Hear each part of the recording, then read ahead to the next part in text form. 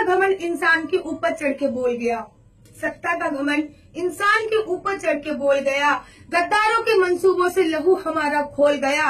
एक सपोला शिव शंकर के बाहुबल को तोड़ रहा, एक सपोला शिव शंकर के बाहुबल को तोड़ रहा। और कश्मीर का अब्दुल्ला ये भाषा कैसी बोल रहा, कश्मीर का अब्दुल्ला ये भाषा कैसी बोल रहा।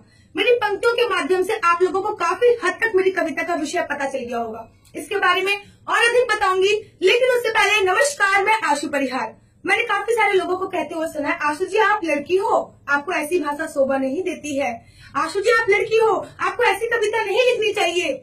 लेकिन मैं उन लोगों को बताना चाहूंगी कि मेरा मन भी मचला करता मेहंदी बिंदिया पायल पर, मेरा मन भी मचला करता मेहंदी बिंदिया पायल पर। कभी गीत लिखने को करता रस भरी बरसातों पर, तभी दिख जाता लहू लुहान से लथपथ मेरी भारत माँ का मन घायल और तन घायल।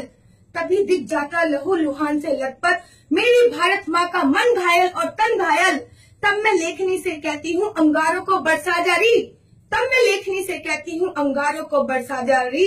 ये मेहंदी काजल मावर छोड़ चंडी का रूप दिखा जा रही, ये मेहंदी काजल मावर छोड़ चंडी का रूप दिखा जा रही। कुछ दिनों पहले अब्दुल्ला जी ने कश्मीर को लेकर कुछ कहा था।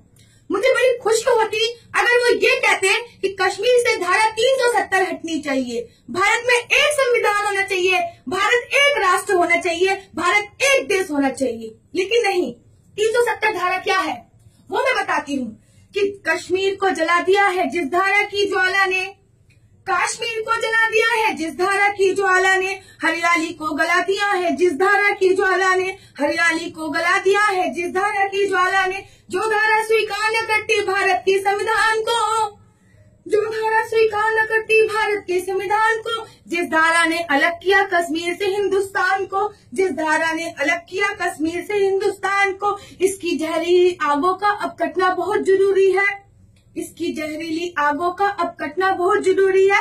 वहाँ से 370 धारा हटना बहुत जरूरी है, वहाँ से 370 धारा हटना बहुत जरूरी है। ये वही धारा है जिसके कारण वहाँ के लोगों ने वंदे मातरम गाने में विरोध किया था। वंदे मातरम नहीं गाएंगे ऐसा बोला था इसी धारा की वजह से।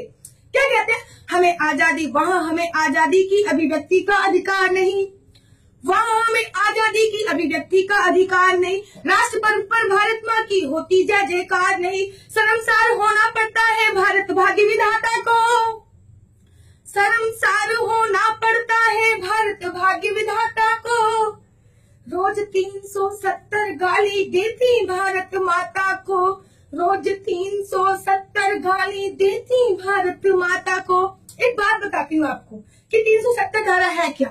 ये 370 धारा के अंतर्गत ही आता है कि अगर कश्मीर की लड़की हिंदुस्तान के किसी भी लड़के से शादी करती है तो उसकी कश्मीर की नागरिकता खत्म हो जाएगी। लेकिन अगर कश्मीर की लड़की पाकिस्तान के किसी लड़के से शादी करती है तो उस पाकिस्तान के लड़के को कश्मीर की नागरिकता मिल जाएगी। यही तो आतंकवाद की मूल जड़ है।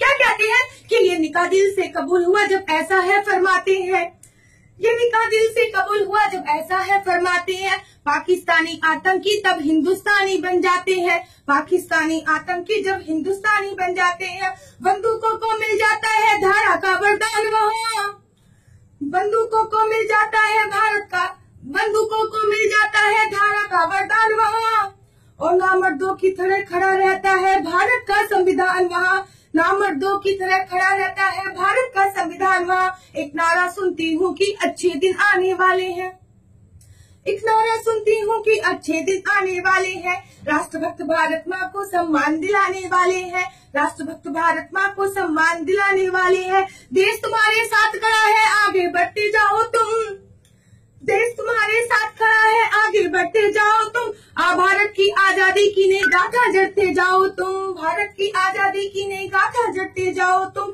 हिंदू वीर को दहशत का ये देश चाड़ना ही होगा, हिंदू वीर को दहशत का ये देश चाड़ना ही होगा, और 370 वाला अब ये टेस्ट फाड़ना ही होगा। तभी घाटी के चप्पे चप्पे में वंदे मातरम गाएंगे, तभी घाटी के चप्पे चप्पे में वंदे मातरम गाएंगे, श्रीनगर के लाल चौक पर केसरिया लहराएंगे, श्रीनगर के लाल चौक पर केसरिया लहराएंगे।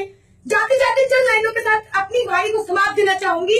जो भी है अल्लाह मुल्ला अब्दुल्ला, जो भी है वो सुन लो कि पाकिस्तान की नहीं प्रशंसा ये देशद्रोह का नारा है, पाकिस्तान की नहीं प्रशंसा ये देशद्रोह का नारा है। ठंडी झीलों से निकला जलता सा अंगारा है। पाकिस्तान की नहीं प्रशंसा ये देशद्रोह का नारा है। ठंडी झीलों से निकला जलता सा अंगारा है। उन बेटों से गद्दारी है जो पर्वत पर सोए हैं। नाइंसाफी उन माओं से जिसने बेटे खोए हैं। और तुमको भी अब्दुल्ला जी इसका ध्यान रहा होता अगर तुम्हारा बेटा सीमा पर कुर्बान हुआ होता। जय हिंद, जय भारत।